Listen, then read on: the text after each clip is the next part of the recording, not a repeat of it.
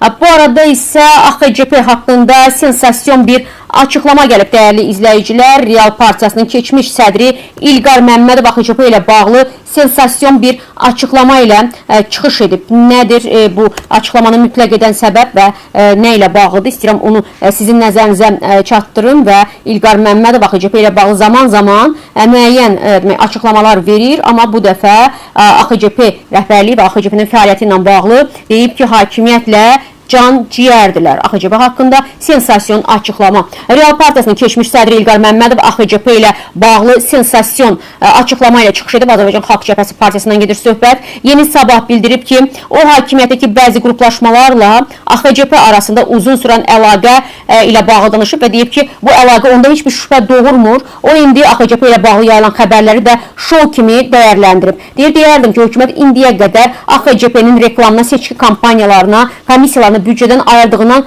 daha çox vəsait xərcləyib, media, şərhçilər, əməliyyat işi və s.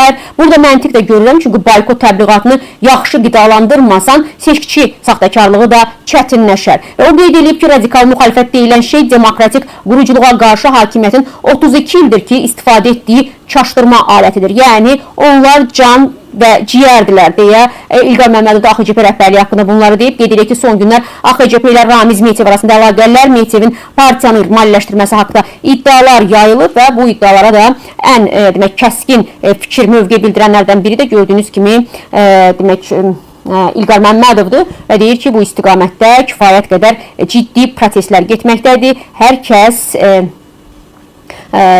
kim daha çox danışırsa, kim daha çox bu mövzu ilə bağlı səs-küy salırsa, ona bir diqqət etsə daha yaxşı olar. Bunun açması da məhz ondan ibarətdir dəyərli izləyicilər.